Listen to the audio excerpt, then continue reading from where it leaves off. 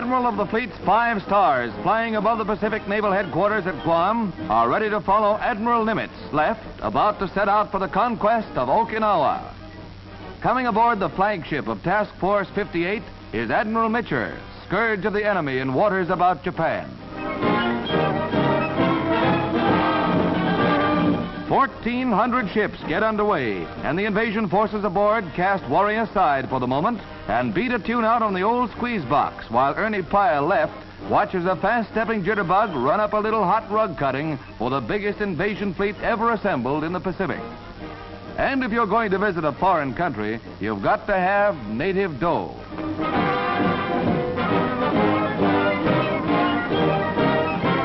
Strategic airfields are the objectives as the great fleet's guns open up.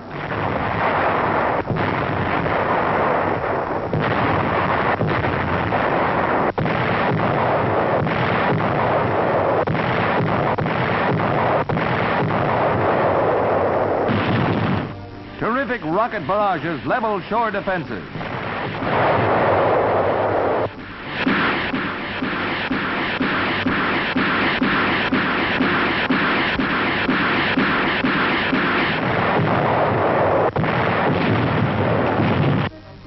Army, Navy, Coast Guard, and Marine cameramen combined to photograph these stirring scenes of the landing nearest to Japan's main islands.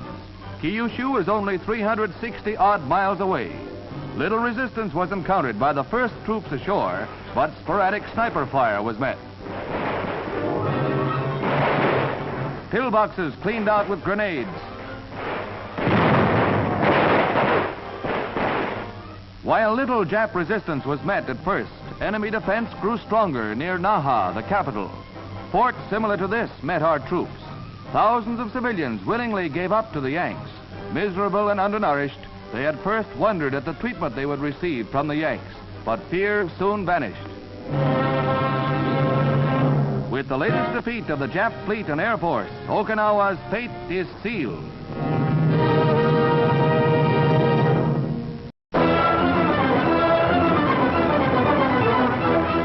The RAF dropped 30,000 pounds of bombs on Mandalay during the final assault, which drove the Japs from that storied city.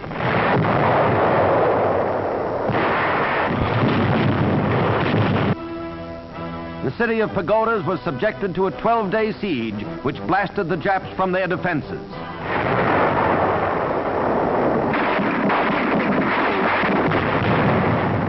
The Japs used temples as strong points.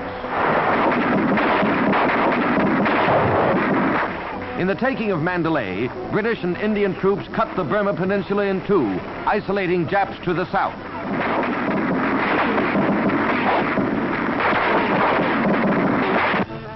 Another captured Jap flag, another symbol of the setting sun.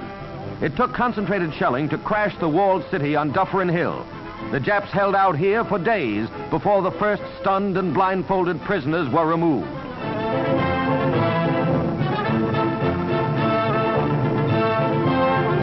So sorry, please. You bet they are. The Union Jack rises over Mandalay after almost 3 years of Jap occupation.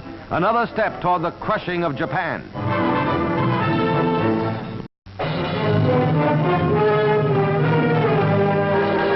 The American Third Army pushes farther into the crumbling German citadel, racing other Allied armies to Berlin. Tanks blaze the way.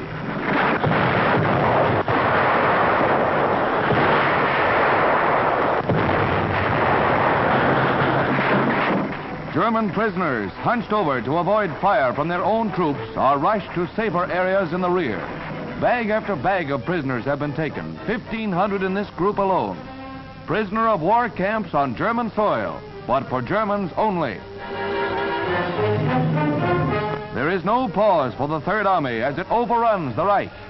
Burning and wrecked Nazi equipment, as well as their dead, litter the road as the armored divisions speed on to engulf a demoralized enemy.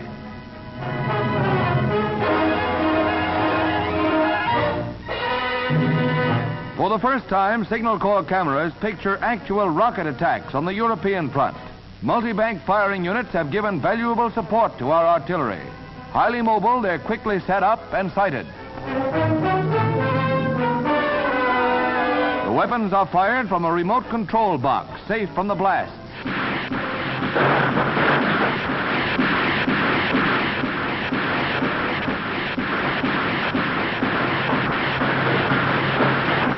Many of the rocket banks are mounted on trucks and can be deployed so fast the enemy doesn't know what hit it.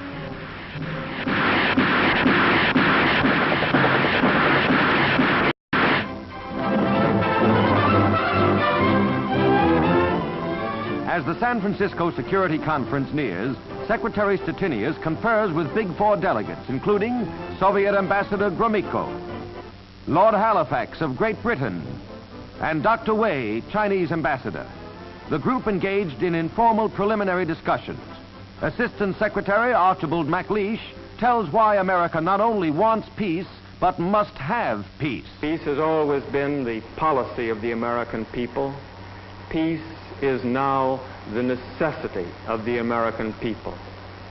If there is another war, if there is another aggressor, the United States will be the first target of that aggressor's action. We need peace to continue to be ourselves. We need peace to construct the world we Americans have always wanted to construct.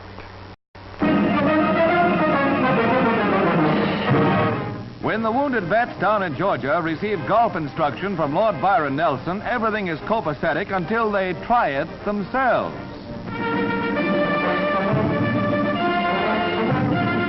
Joe Kirkwood, famous trick shot specialist, steps into the spotlight. And how? For something extra fancy, Joe tees up the ball this way, grabs his war club, but it's a bitter pill to swallow.